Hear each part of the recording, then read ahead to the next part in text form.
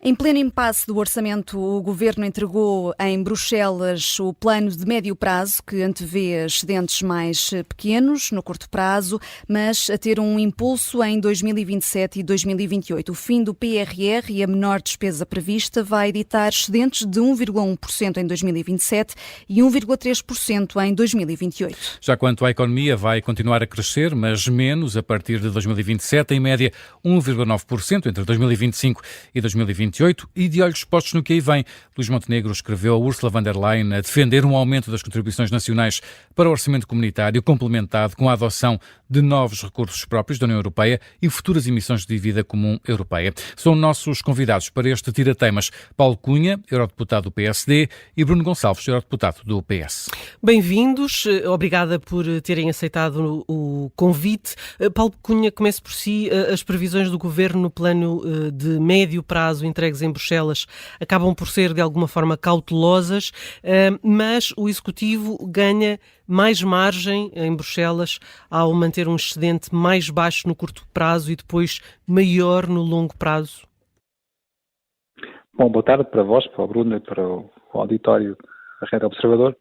De facto, a proposta que o Luís Montenegro apresenta é uma proposta, por um lado, coerente com aquilo que foi uma trajetória que o PSD sempre defendeu, e por outro lado que cria uma expectativa de sustentabilidade futura dessa mesma trajetória. Portanto, a trajetória tem que ser analisada do ponto de vista daquilo que foi o percurso passado de portugueses a este nível e daquilo que deve ser o percurso português no futuro.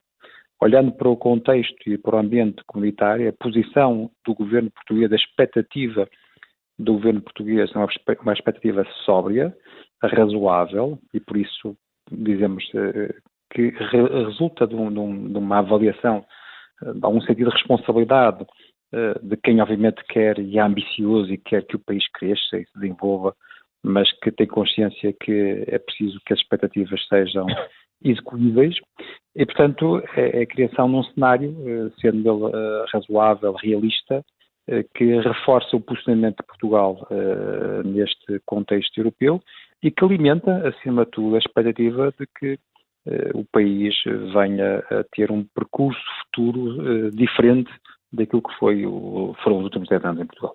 Bruno Gonçalves, este plano é sóbrio e também realista, como dizia o Paulo Cunha, no seu entender? Bem, antes de mais, muito boa tarde ao Paulo também, a todos que nos ouvem e a vocês. Eu acho que este plano acaba por ser, que é hoje entregue, acaba por ser pelo menos negativo até para o próprio Governo.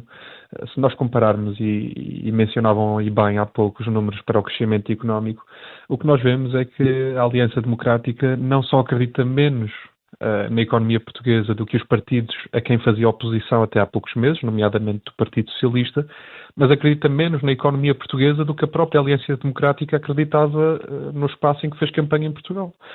E basta olharmos para os números que temos disponíveis hoje para o médio prazo. Em 2025, a AD, durante o período de campanha, dizia que o país cresceria pelo menos 2,5%. Já este governo diz que o país crescerá em Bruxelas a 2,1%. Mas se nós formos àquilo que tinha sido o diapasão da campanha de um crescimento, da aposta na economia em crescimento portuguesa, no quadro da legislatura que a AD se proporia a executar no governo, nós olhamos para os números de 2028 e aquilo que era prometido durante a campanha eleitoral, que era o crescimento de 3,4% da economia portuguesa, não só fica abaixo, fica a metade, ou seja, o crescimento que a AD aponta agora no governo para 2028 é de 1,8%. E, portanto, não só cresce menos do que as estimativas conservadoras do Partido Socialista para 2028.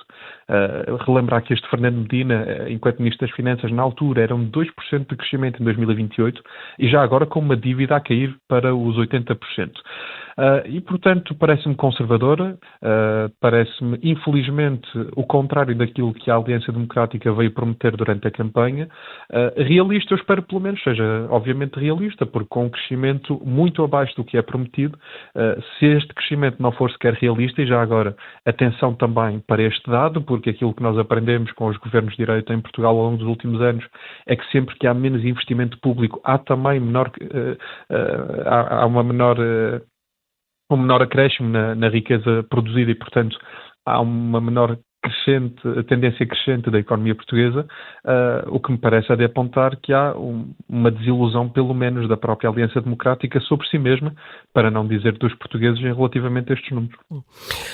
Paulo Cunha, o Primeiro-Ministro, anunciou uma carta que enviou à Presidente da Comissão Europeia, noticiada hoje no Público, a defender mudanças e um reforço no orçamento comunitário, entre outras vias, pelo aumento das contribuições nacionais.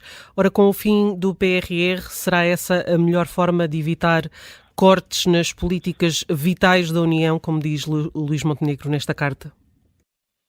Bom, permita-me só uma nota em relação ao que acabámos de ouvir. Nós habitamos a ter o Partido Socialista como campeão dos cenários e das projeções, e este governo quer ser o campeão das realizações. Portanto, nós concentramos-nos em criar as condições para que o país cresça. O que interessa para o país não é aquilo que se cenariza, aquilo que depois acontece. E há um outro dado muito importante, que tem a ver com a execução do PRR. O PRR está numa situação, do ponto de vista de execução, muito pior que aquela que nós há uns meses imaginávamos, e nós sabemos todos o impacto que o PRR tem do ponto de vista daquilo que é a economia nacional, o quanto ele pode acelerar ou abrandar o crescimento, e infelizmente está a abrandar o crescimento. Era suposto que o país estivesse a crescer muito mais se o PRR estivesse numa fase diferente de execução. Quanto à questão do financiamento do orçamento comunitário, pois com certeza que sim.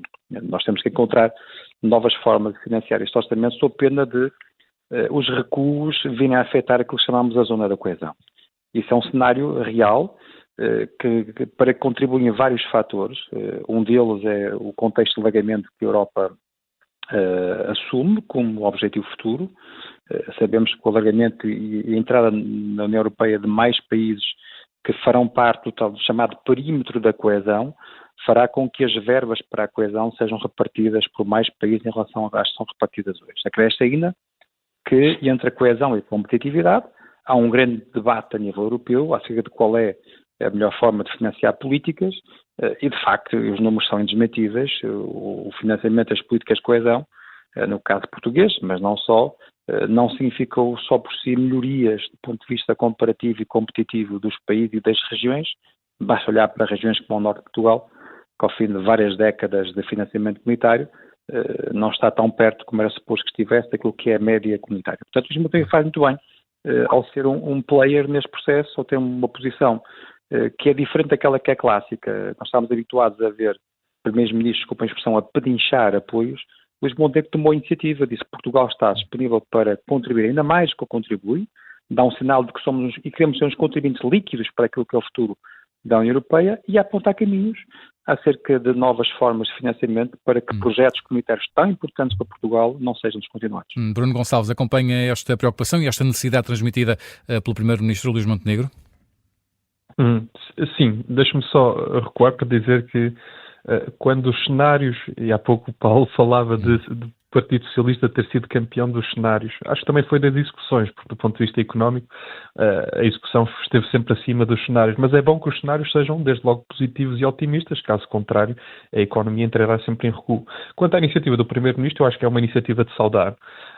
Eu acho que no âmbito da União Europeia, e aqui eu acho que nos alinharemos muito mais, há ao longo dos últimos anos um debate contínuo sobre a projeção da União, ou seja, que União Europeia que nós queremos, uma União pujante, com uma economia avançada, mas ao mesmo tempo temos uma dificuldade enorme do ponto de vista da obtenção dos fundos. Nós tivemos a emissão de dívida conjunta pela primeira vez, depois do apelo de Mário Centeno aos Ministros das Finanças, que depois desenvolveram um conjunto de investimentos através do programa InvestEU na última legislatura, e agora temos dois problemas, ou se calhar mais do que dois, mas eu sintetizaria em dois. O primeiro é que temos dívida por pagar, é a primeira vez que isto acontece e, portanto, há uma necessidade não só de gestão, mas de pagamento de dívida. E do outro lado temos a perda de competitividade que nos alertou o relatório de Mário Draghi, mas para o qual também nos alerta o relatório do mercado interno de Henrique Coletta. E, portanto, a União Europeia neste momento terá mesmo de escolher entre investir mais, isso significa termos maiores dotações dos orçamentos nacionais ou maiores contribuições de impostos europeus, ou investir menos. Investir mais significa protegermos a indústria que está a sofrer no seio da Europa Central, significa avançar com indústrias e novas indústrias, como acontece em Portugal no campo das alternativas renováveis. Avançar menos, contribuir menos, significará ficarmos completamente expostos, seja ao mercado dos Estados Unidos, seja ao mercado dos produtos chineses, e, portanto, a Europa precisa mesmo de avançar, e eu acho que também por isso é de saudar a iniciativa do governo português, e tem que ser, espero eu, uma iniciativa maioritária já no próximo Conselho. Bruno Gonçalves, só para terminar, as declarações de Pedro Nuno Santos sobre o PS falaram uma só voz, têm deixado vários socialistas estupefactos, que foi o caso de Vieira da Silva. Ainda hoje aqui, Correia de Campos disse que foi uma declaração muito infeliz. Isto pode criar mau ambiente dentro do partido? Não, eu acho que o Partido Socialista é um partido muito plural. Tanto Correia de Campos como o ex-ministro António Vieira da Silva têm uma grande história e falam com bastante propriedade. Acho que o secretário-geral eu estive num desses congressos, ouvi declarações de outros, acho que foi decisivo naquilo que quis dizer do ponto de vista da mensagem, aquilo que quis passar sobre a sua posição e opinião das negociações do Orçamento do Estado. Agora, tanto ele como qualquer militante do Partido Socialista sabem que o Partido Socialista é um partido de liberdade em Portugal, onde há diferentes formas de olhar para as situações, diferentes formas de analisar, e tenho a certeza que o partido estará unido não só nesta fase do Orçamento do Estado, como nas fases seguintes, e acho que o secretário-geral também deixou no próprio discurso bem vincado algo que porventura terá passado despercebido, que é o grande objetivo, a grande missão do Partido Socialista ao longo do próximo ano, chama-se eleições autárquicas e significa consolidar o Partido Socialista como uma primeira força autárquica no país. Eu acho que por aí também depreendemos a abrangência das suas declarações e a forma como nós encaramos a democracia interna. Bruno Gonçalves, Paulo Cunha, muito obrigado por terem vindo a este Tira Temas. Obrigado, até à próxima. Obrigado.